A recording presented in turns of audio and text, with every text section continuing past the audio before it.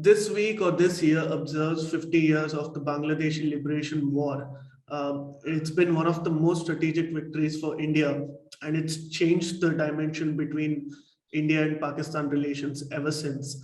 Now, we get to hear a lot about what the CIA has done, what the KGB has done, or Western intelligence agencies have done, because there is a system, there is a structure, there is a school of declassification after a few certain years, right? They have that culture, but in India, it is all very secretive, and not just India, but countries across Asia, if I must say.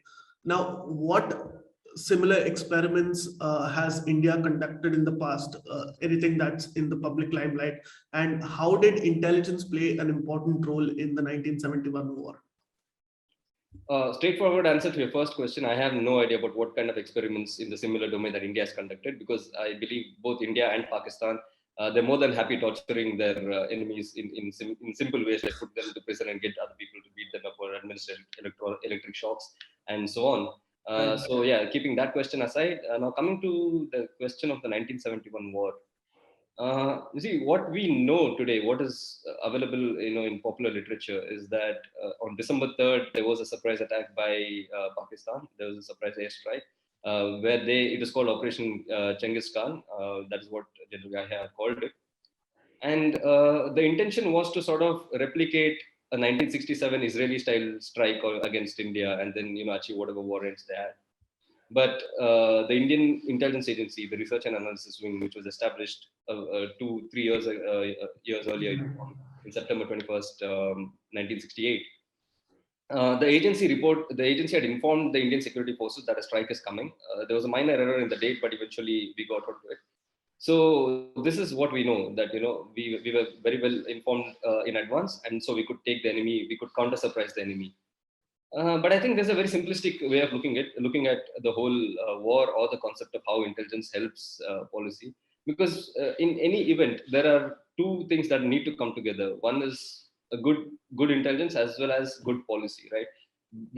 In fact, if you have a good policy without good intelligence, that is also good, right? But just good intelligence without good policy is of no use, right? And that is what used to happen even previously. When you look at the 1962 war as well, the Indian Intelligence Bureau had reported in 1961 September as well as June of 1962 that the Chinese are going to attack, right? But still, we were surprised when the attack actually came. So there are problems that way. So when you come down to the 1971 war, back in 1969 itself, 2 years before the war had happened, R&AW, who was the then head of RAW, and his second in command, Mr. Shankaran Nair, both of them were very well versed with East Pakistan. And there was something known as the Agartala conspiracy at that point in time, where the Pakistani military actually arrested some of the naval officers and police officers and other political activists, and under the pretext that they had launched an attack on a Pakistani armory.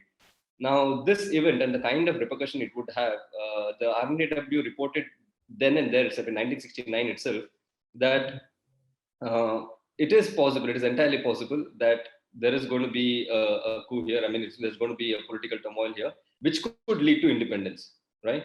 Now, it's not just that the R&AW, submitted an assessment of this kind. It is also important to note that the then political leadership, Srimati Indira Gandhi, actually accepted it, right? Because at that point in time, there was a lot of pressure from the Indian diplomatic community, the Ministry of External Affairs, who was still operating in the Nehruvian thought that we shouldn't interfere in other countries' businesses and all that, right? So it is to the credit of the R&AW that they convinced Srimati Indira Gandhi that we need to launch an operation to liberate East Pakistan, to liberate Bangladesh.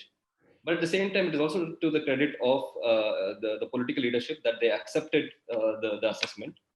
And likewise, as the war progressed as well, there is always this kind of turf war between the intelligence agencies and the armed forces. Now, that is something that did not happen to a large extent during the 1971 war, because the then General Manekshaw, the famous Field Marshal Manekshaw now, he was heading the Chiefs of Staff Committee, which became the unofficial All Source Intelligence Assessment Committee, where every day they would share the intelligence that they had. So there was a great camaraderie at an interpersonal level, at inter-bureaucratic levels, which all of it together ensured that we had a coherent policy, and nowhere did we falter, right?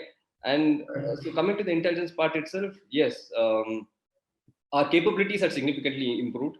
because both the failure of the 1965 war as well as the 62 war led to a realization that we needed a dedicated foreign intelligence agency in 1968. So this agency was supported by some bureaucrats, such as very senior bureaucrats such as P.N. Huxer, and they really very early on we realized that we wouldn't be able to get much of intelligence from China and Pakistan directly because of their very stringent counterintelligence measures. So we received the kind of budgets that was required to establish intelligence posts and stations in Europe, say in Paris, because we wanted to observe what was happening in West Germany, where China was procuring some military equipment. And then we had posts in, say, Istanbul, where Pakistani officials or military officers were frequent visitors. And then we had listening posts in Mauritius, in Fiji, in Thailand, and so on and so forth. So to establish all of this, there was a coherent policy in the sense the political leadership gave a go-ahead, and so the intelligence bureaucracies did not have to worry much. So the capabilities were taken care of. And the other factor that you have to remember here is the covert operations that happened in Bangladesh. We're using the East Bengali Rifles and the East Pakistan Regiment. So these two became a very good source of information for us that, when you look at the order of battle of Pakistan in East Pakistan, we knew it down to the unit level, right? That's the kind of information that we had. So the military could not have gone wrong anywhere. That's one of the important lessons that we have to learn, that covert operations are very important if you have to have a very good strategic intelligence picture of your enemy. So yeah, I think that these are three important points. I could just go on about this particular event for eternity, but I think I'll stop it here. Please remember to subscribe to us and switch on the notifications for this channel. For our other social media links, more content, and to support our work, please visit citti.net. धन्यवाद, नमस्कार.